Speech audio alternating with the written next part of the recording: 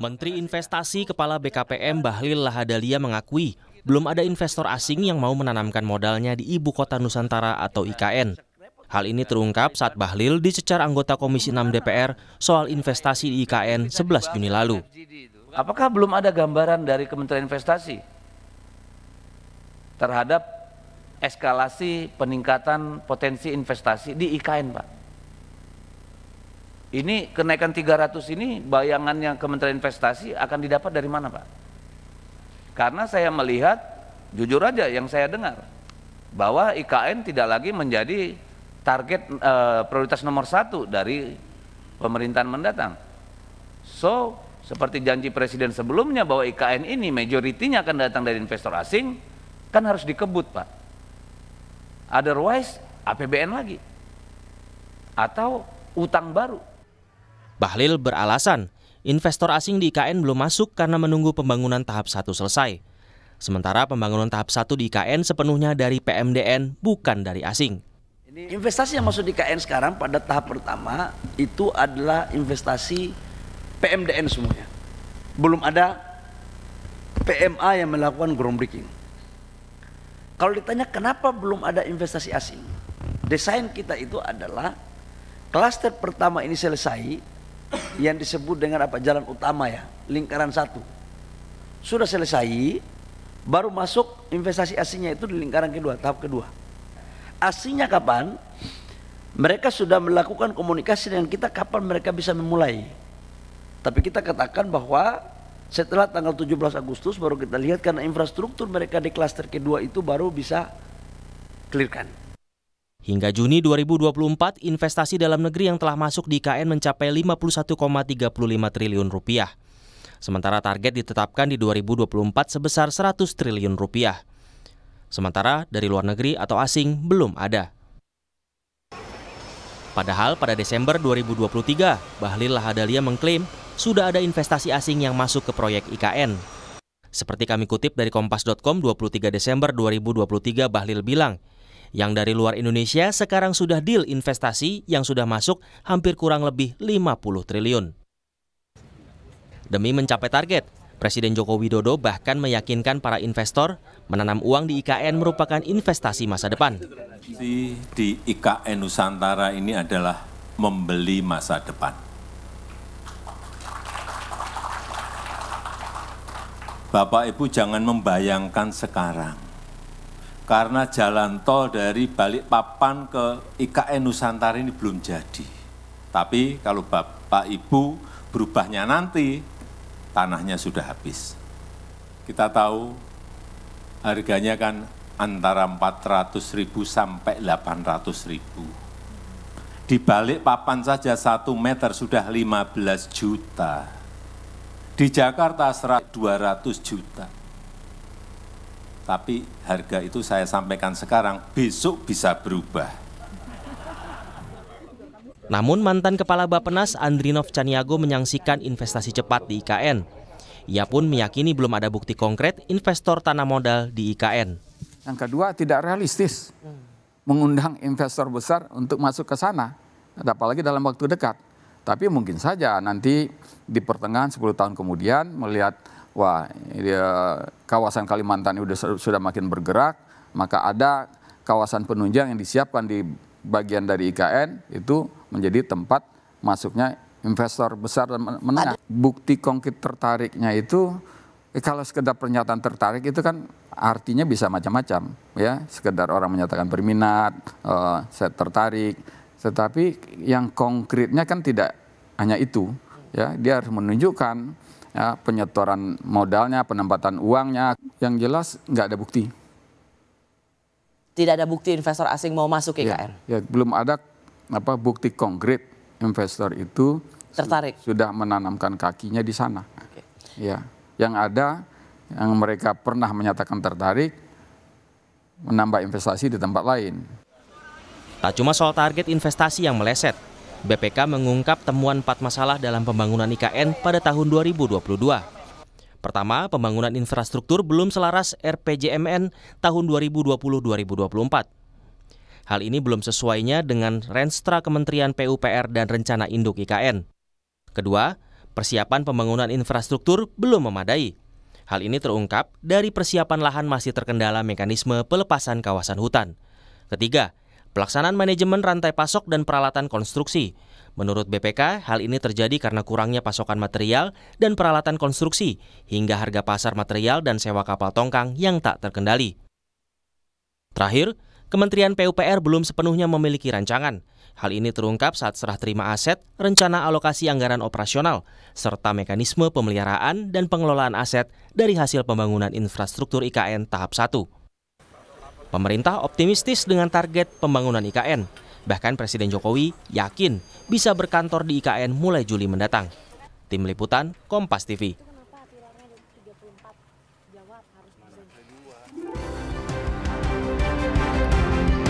Kita bahas soal investasi di IKN malam ini bersama dengan Pelaksana Harian Deputi KSP Ali Mohtar Ngabalin dan juga ada anggota Komisi 6 DPR dari fraksi PDI Perjuangan Haris Turino. Selamat malam Bu Ngabalin, Pak Haris sehat selalu. Selamat malam. Assalamualaikum. Waalaikumsalam warahmatullahi wabarakatuh. Saya ingin ke Bu Ngabalin dulu ini. Ini berubah-ubah terus ya. Kemarin Desember Pak Menteri, Pak Bahlil mengatakan sudah ada investor asing yang masuk. Tapi kemarin di DPR bilangnya belum ada. Katanya masih menunggu pembangunan tahap 3 gitu ya kalau saya tidak salah. Apa sebenarnya yang ditunggu sih? Kenapa dari sekarang belum ada gitu yang masuk? Ada apa ini? Ya, ini penting untuk harus dilakukan klarifikasi terkait dengan mungkin publik atau termasuk Kompas mungkin boleh menilai berubah-berubah. Di tangan saya ini masih ada progres fisik pelaksanaan. Pelaksanaan mulai sejak awal sampai dengan terakhir, mulai dari bahan informasi progres IKN dari awal sampai dengan hari ini. Diketahui bahwa pembangunan IKN itu kan bukan tahap pertama kemudian finish selesai, bukan. Pembangunan IKN itu sampai pada hari ini mencapai 80 sampai 90%. Itu untuk tahap pertama. Sama seperti yang dikatakan oleh Bapak Presiden sejak awal dan begitu juga dengan pernyataan Pak Bahlil, Menteri Informasi dan BKPM. Jadi kalau tahap pertama, ini kan masih ada tahap pertama, tahap kedua, tahap ketiga. Dalam posisi seperti inilah, kenapa kita menyebutkan sejak awal bahwa menjadi persoalan sangat amat penting itu kemarin setelah masuk COVID, kemudian ada pagelaran pesta luar biasa bagi Indonesia itu adalah pemilu presiden, kemudian orang membicarakan dan seraya menunggu perkembangan peta politik terakhir. Jadi tahap pertama ini harus dilihat dalam skema yang diatur oleh pemerintah, oleh Presiden Joko Widodo, tidak pada skema-skema yang lain. Kalau hari ini kemudian seperti itu yang dinyatakan oleh Presiden Jokowi, kemudian dikemukakan oleh Pak Menteri Bahlil di DPR, ini sejalan, sinkronnya jelas, posisinya jelas. Apa yang dijelaskan Pak Bahlil itu sama seperti yang dijelaskan oleh Presiden Joko Widodo dalam tahapan pembangunan IKN. Jadi tidak ada yang berubah-ubah, tidak ada yang berbeda. Bu Ngabalin, kalau begitu memang investor asing belum ada ya memang Bu Ngabalin ya? Tidak pernah kita menyebutkan bahwa yang ada ini sampai sekarang ini, Presiden menyebutkan mereka antri. Antri dalam apa? Yang sudah dilakukan itu adalah agreement yang dilakukan. Jadi gentleman agreement yang dilakukan terkait dengan para investor asing itu di IKN, di pembangunan IKN. Sederhananya sudah ada atau belum ada? Belum ada. Belum ada ya investor asingnya ya. Apa yang membuat mereka belum mau berinvestasi atau belum melakukan agreement tadi? Mesti dibangun dulu, kan infrastrukturnya harus dibangun. Kita mesti menunjukkan bahwa tingkat keseriusan itu harus terjadi. Tahap pertama, makanya kan dijelaskan itu tahap pertama 80% ini. Sekarang setelah pemilu kemudian presiden terpilih Bapak Prabowo Subianto dan Gibran terpilih, maka berduyun-duyunlah orang itu mengantri seperti apa yang disampaikan oleh Presiden Joko Widodo, dan gentleman agreement itu dilakukan sudah sejak beberapa bulan yang lalu. Itu penjelasannya resmi dengan data yang sekarang saya pegang ini. Oke, baik. Sekarang situasi politik kan boleh kita katakan sudah stabil ya, Bung Ngabalin ya, karena sudah ada presiden terpilih, sisa menunggu dilantik. Bahkan nanti Juli Pak Presiden sudah mau berkantor di sana, begitu kabarnya. Jadi gimana itu? Apakah itu sudah bisa meyakinkan investor tidak? Ya, tidak ada yang perlu dikhawatirkan dari perkembangan percepatan pembangunan IKN ini. Itu juga yang membuat kemarin kami berkali-kali juga termasuk di Kompas kami telah memberikan keterangan bahwa dengan jabatan baru bagi mantan kepala otorita IKN ini memberikan isyarat penting dalam tugas khusus yang diberikan oleh. Oke. Tapi Bung Ngabalin, apa sih jaminannya selain soal infrastruktur ini? Ya, jaminannya negara dong. Jaminan apa yang mau dibutuhkan? Iya, jaminan bahwa ini investor ibu kota negara loh. Ini pembangunan ibu kota negara. Jaminannya negara, jaminannya pemerintah. Oke. Apa yang menjadi kekhawatiran? Coba jelaskan kepada saya biar saya kemukakan lagi. Oke, jadi ini kan yang dipertanyakan adalah ketika investor asing belum masuk, bagaimana ini nanti IKN ini kelanjutannya gitu loh. Iya, tidak ada yang perlu dikhawatirkan. Ini proyek negara, bukan proyek pemerintah. Proyek negara, ibu kota negara ini ibu kota negara, bukan ibu kota pemerintah. Oke, baik. Proyeknya proyek negara. Oke. Maka pemerintah bekerja keras dari mendapatkan sumber dana baik dalam negeri maupun luar negeri untuk mempercepat pembangunan IKN. Clear itu penjelasannya. Oke. Tapi gini Bung Ngabalin, bagaimana pemerintah negara, kalau Anda menyebutkan ini ada proyek negara, bagaimana negara kemudian menjamin, meyakinkan investor bahwa ini udah siap untuk ada investasi di sini, investasi asing? Ya jelas, tempatnya ada, wilayahnya ada. Tanahnya dibagi dalam 3 opsi. Apakah para investor itu memiliki lahan yang ada, atau pemerintah bekerja sama dengan badan usaha, atau mereka sewa. Wilayahnya ada, undang-undangnya ada, pemerintahnya ada, Republik Indonesianya ada. Ini proyek-proyek negara. Apa yang tidak dikhawatirkan atau apa yang mengkhawatirkan? Oke, baik. Saya tahan di sana. Saya ke Pak Haris. Bagaimana Anda melihat soal investasi di IKN ini? Ya, jadi Pak Bahlil di dalam rapat sebelumnya dengan Komisi 6 DPR RI, kan Pak Bahlil mengatakan bahwa investor asing sudah siap untuk masuk ke Indonesia, bahkan sudah banyak jumlahnya.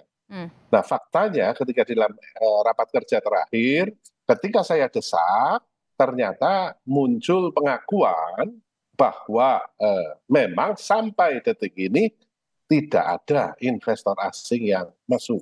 Ya. Nah, ini yang perlu dicatat. Satu kejujuran saja, kalau memang belum ada, katakan belum ada. Karena kita harus tahu bahwa selama infrastruktur dasarnya saja belum selesai, ya orang asing tidak bakalan masuk. Karena investor asing ini kan membutuhkan imbal hasil terhadap investasi yang dia tanam. Kalau kemudian infrastruktur dasarnya belum ada, penduduknya belum ada, ya mereka akan dapat imbal hasil berapa lama dan berapa besar. Tapi tidak masuknya investor asing ini harus dicatat bahwa ini mungkin bisa menjadi blessing in disguise. Karena kalau kita dengar apa yang dikatakan Presiden terpilih Prabowo di Qatar kemarin, bahwa kita membangun ibu kota itu adalah menggunakan kekuatan sendiri. Kalau kita lihat banyak negara lain yang memindahkan ibu kotanya, semuanya mengandalkan sumber daya dari dalam negerinya, bukan mengandalkan sumber daya asing. Yang kita bangun ini adalah ibu kota negara. Yang kita bangun ini adalah pusat pemerintahan, bukan kawasan pariwisata, bukan kawasan industri. Sehingga memang alangkah lebih baiknya ya bahwa tidak perlu terlalu terburu-buru, sehingga sabarlah. Ya, pemindahan ibu kota ini tidak ada urusannya dengan agenda-agenda politik. menurut saya ya sabar sedikit, gunakan kekuatan sendiri, nanti pada waktunya ketika memang infrastrukturnya sudah jadi, penduduknya sudah ada, secara otomatis ya, bukan hanya investor asing, investor dalam negeri juga akan berduyun-duyun masuk ke IKN. Oke. Menurut Anda ketika pembangunan ibu kota negara ini, yang kalau tadi Bung Abalin mengatakan ini tuh bukan pembangunan pemerintah, negara punya gitu, ada investasi asing yang diharapkan untuk bisa menjadi investor dan pembangunan ini, bagaimana bagi kedaulatan bangsa? Ya, kalau kita dengar apa yang dijadikan pedoman adalah apa yang dikatakan Presiden terpilih. Jelas Presiden terpilih di Qatar mengatakan bahwa kita akan membangun dengan kekuatan sendiri. Sekali lagi, ini adalah simbol kedaulatan Indonesia.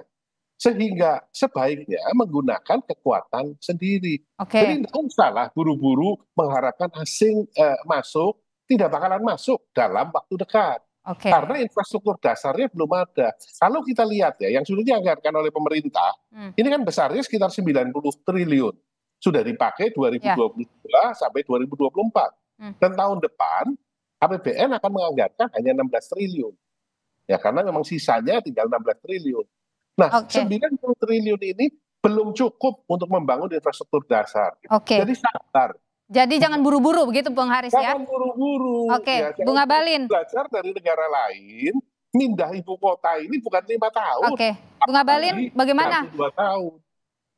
Dua pernyataan Mas Haris tadi benar. Yang pertama adalah infrastruktur dasar. Karena itu 80% itu menjadi jaminan bagi pemerintah Indonesia dalam mempersiapkan pembangunan ibu kota negara. Catat baik-baik, 80% itu adalah wujud nyata daripada pembangunan infrastruktur dasar. Terima kasih itu, Mas Haris. Kami anak-anak Indonesia, jadi kita saling. Yang kedua, Mbak, yang kedua ini tadi juga Mas Haris benar bahwa pembangunan ibu kota negara ini di semua negara tidak 1-2 tahun, tapi membutuhkan cukup lama, 15 sampai 20 bahkan 25 tahun. Karena itulah 2 tahun tahap pertama ini menjadi jaminan bagi pemerintah Indonesia. Saya terima kasih kepada Mas Haris tadi benar bahwa ibu kota negara itu adalah menyangkut citra negara Republik Indonesia. Baik, kita tahan di sana. Bung Haris, Anda sendiri optimistis kemudian kalau Presiden kan menginginkan Juli nanti sudah berkantor di sana, 17 Agustus akan dilakukan di sana, proses pemindahan juga akan dilakukan secara bertahap. Ya tidak mungkin, kantor di sana tuh ngurusin apa? Ya penduduknya tidak ada, ya infrastrukturnya belum ada. Nah terus mau ngurusin apa dia ada di sana? Ya saya yakin katakan Presiden terpilih kan infrastruktur sudah digenjot ini, sudah digenjot dilakukan. Belum ada air bersih saja belum siap. Juni ini masuk air bersih kabarnya. Kalau memang kita lihat aja nanti faktanya seperti apa. Dan kalau mau ngantor di sana, ya selama tidak ada penduduknya. Baik. Jadi Anda pesimis ya, bisa cepat-cepat pindah ke IKN ya?